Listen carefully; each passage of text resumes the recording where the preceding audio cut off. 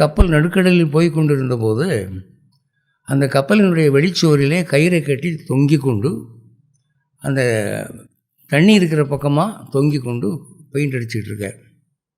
அப்போ என்னாச்சுன்னா கயிறு அருந்து அவர் நடுக்கடலில் விழுந்துட்டார். நடுக்கடலில் விழுந்த உடனே மற்ற ஊழியர்கள்லாம் கேப்டனை பார்த்து, கேப்டன் அவர் கீழே விழுந்துட்டார், கப்பல் நிப்பாட்டுங்க, அவரை காப்பாற்றணும் அப்படின்னு சொன்னால் அவன் என்ன சொல்லிட்டான், ஒரு ஆளுக்காக நான் கப்பல் நிறுத்த முடியாதியா, ஏற்கனவே கப்பல் லேட்டு, நமக்கு பங்க்சுவாலிட்டி முக்கியம், நான் நிறுத்த முடியாதுன்னு சொல்லி கப்பல் பாட்டுக்கு போய்கிட்டு இருக்கு. இவர் விழுந்தவர் கப்பலை பார்க்குறாரு, சரி அது வராது, நம்ம காப்பாற்றாது அப்படின்னு தெரிஞ்சுக்கிட்டார்.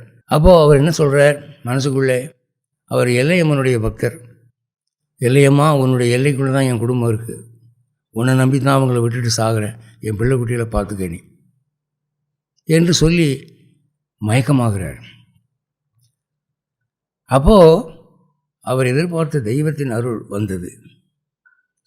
ஒரு டால்ஃபின் எங்கிருந்தோ வந்து அவர் மயங்கிய நிலையிலே கடலின் மேற்பரப்பில் மிதக்கிறார் இல்லையா, இந்த டால்ஃபின் அவருடைய உடம்புக்கு கீழ்ப்பக்கமாக போய் தன் முதுகிலே அவர் உடம்பை தாங்கி அப்படியே தூக்கி நிறுத்துது. அவருடைய மூக்கு காற்று சுவாசிக்கும்படியாக உயரத்தில் தூக்கி நிறுத்துது. அப்படி எவ்வளோ நேரம் அப்படி தூக்கி நிறுத்துதுன்னு சொன்னால், இந்த கப்பல் ஊழியர்கள், அடிமட்ட ஊழியர்கள்லாம் ஒன்று சேர்ந்துக்கிட்டாங்க.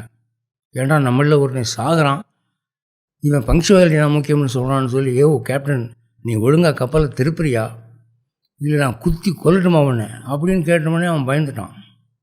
சரின்னு கப்பல் திருப்பி கொண்டு வர்றாங்க.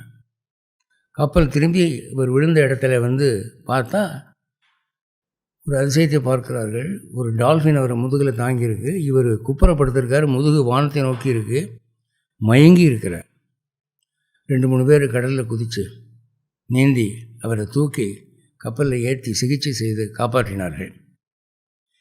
இவரை கப்பலில் ஏற்றுற வரைக்கும் அந்த டால்ஃபின் ஆனது அந்த நீரின் மேல்மட்டத்திலிருந்து ஆர்வமாக பார்த்து கொண்டிருந்தது. இவரை காப்பாற்றிட்டாங்கன்னு தெரிஞ்ச உடனே அது நீருக்கடியில் ஓடி மறைந்தது.